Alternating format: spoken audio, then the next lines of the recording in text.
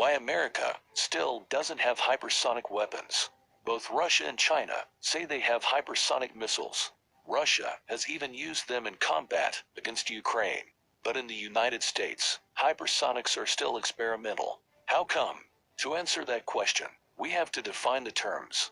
Supersonic means faster than the speed of sound. But what does hypersonic mean? What is it faster than?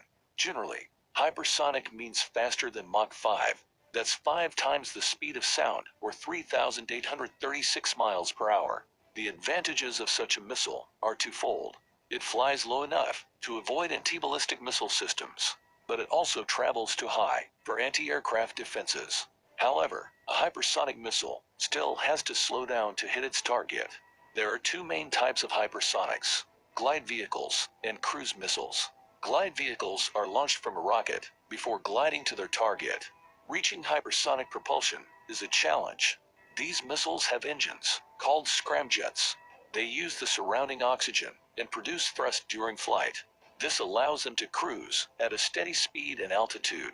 Technically, any ballistic missile is hypersonic at some point. What Russia has are just air ballistic missiles launched from airplanes. They don't have glide vehicles. More importantly, hypersonic missiles need maneuverability. By maneuvering at super high speeds, they become very difficult to intercept.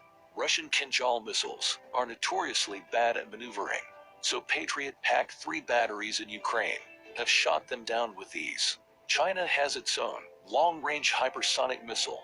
The DF-27 has a reported range of 3,000 to 5,000 miles. It was secretly tested in February 2023.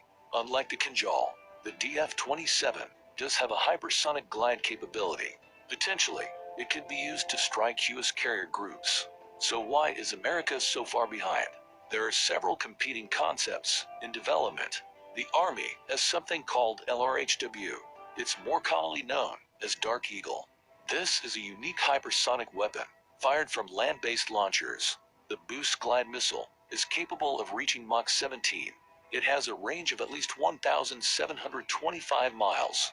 The Air Force, meanwhile, has the hypersonic air-breathing weapon concept. In the final test, the Hawk flew at speeds greater than Mach 5. It traveled over 300 nautical miles, above 60,000 feet.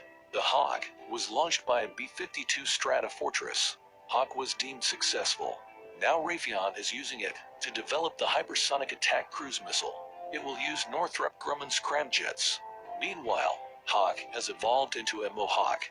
More opportunities with Hawk. It's a separate USAF research program.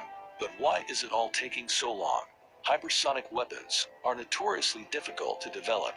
Traveling at faster than a mile a second generates heat over 2,000 degrees Fahrenheit. That's beyond the limit of most materials.